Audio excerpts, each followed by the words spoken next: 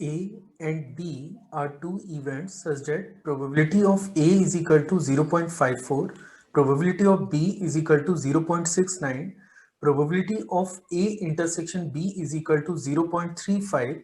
Find probability of A union B, probability of A dash intersection B dash, probability of A intersection B dash, and probability of B intersection A dash.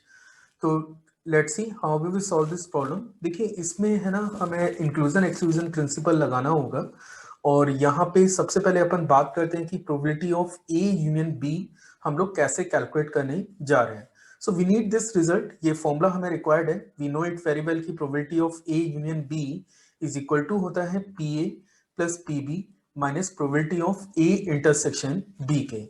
अगर आप चाहें तो इसे बहुत easily समझ भी सकते हैं। देखिए अगर आपको ए और बी के फेवर में कुछ डाटा चाहिए, अगर ए और बी के फेवर में कुछ डाटा चाहिए तो हम लोग क्या कर रहे हैं, ए के फेवर को ऐड किया, बी के फेवर को ऐड किया, लेकिन आप देख सकते हैं कि कॉमन वाला पार्ट जो है, जो ए इंटरसेक्शन बी वाला पार्ट है, इसको आप दो बार यूज कर लेते हैं। तो इसलिए एक बार आपने उसको माइनस कर लिया, क्योंकि पीए में भी पी इंटरसेक्शन बी ऐड हुआ है और पीबी में भी P A intersection B add हुआ है। तो एक बार हमने उसको माइनस कर लिया है।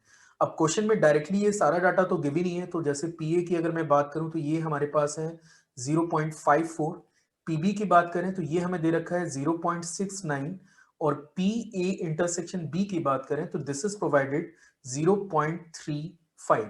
और जब आप इस डाटा को सिंप्लीफाई करेंगे, you will get the result 0.88, and that is the answer of the first part. अब चलते हैं सेकेंड पार्ट पे।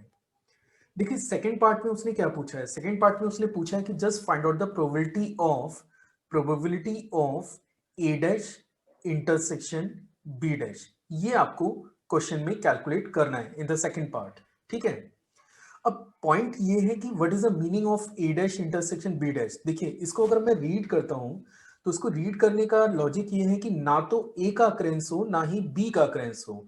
तो आप देख सकते हैं कि जितना भी रेड वाला पोर्शन आपको यहाँ पे नजर आ रहा है, ये वो पोर्शन है, this is actually the portion जहां पे ना तो ए का अक्रेंस हो रहा है ना ही बी का अक्रेंस हो रहा है। Means A dash intersection B dash को हम लोग डायरेक्टली लिख सकते हैं ए यूनियन बी के dash, that is a complement of the set A union B.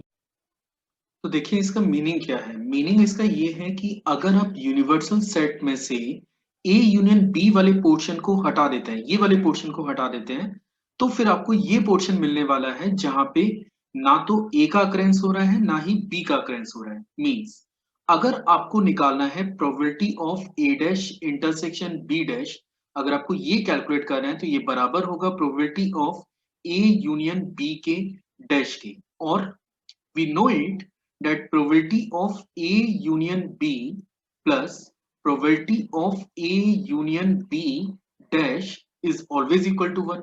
Fine. तो यहां से हम लोग probability of A union B dash को लिख सकते हैं 1 minus probability of A union B के। और probability of A union B तो आपने फर्स्ट पार्ट में निकाला ही है, तो ये बनता है 1 माइनस 0.88, या फिर आप इसे लिख सकते हैं 0.12 के। And that is the answer of the second part. अब चलते हैं तीसरे पार्ट पे। देखिए तीसरे पार्ट में उसने क्या पूछा है, he was asking the probability of A intersection B dash, मतलब ए का तो अक्रेंस हो लेकिन बी का अक्रेंस ना हो। तो आप यहाँ पे देख सकते हैं कि ये जो शेडेड पोर्शन है, जो शेडेड पोर्शन आपको नजर आ रहा है, अगर आप रेंडमली यहां से कोई डाटा पिक करते हैं तो वो ए के तो फेवर में है लेकिन बी के फेवर में नहीं है। मींस अगर आपको probability of A intersection B dash calculate करना है तो ये बराबर होगा P A minus P A intersection B के। और यहाँ पे आप देख सकते हैं कि पीए की अगर अपन बात करें तो पीए हमें क्वेश्चन में दे रखा है, this is equal to 0.54, this is the value of P A. और पीए इंटरसेक्शन बी की बात करें तो दिस इज 0.35। और जब आप इस डाटा को सिंप्लीफाई करेंगे तो यू विल गेट 0.19 के। अब एक और पार्ट है इसमें, मेरे हिसाब से वो अब आसानी है। यहाँ पे आपसे पूछा गया है कि just find out the value of P A dash intersection B. Means इसको रीड अगर मुझे करना है तो इसको रीड हम लोग ऐसे करेंगे, जब बी का तो अक्रेंस हो रहा है लेकिन ए का अक्रेंस नहीं हो रहा है। तो आप यहाँ पे देख सकते हैं कि लेट ये एक एग्जांपल मैंने लिया है कि let this is a set A and this is a set B. तो ये जो येलो शेडेड पोर्शन है, अगर आप रेंडमली यहां से कोई डाटा पिक करते हैं तो ये बी के तो फेवर में है लेकिन ए के फेवर में नहीं है। ये कैसे निकलेगा?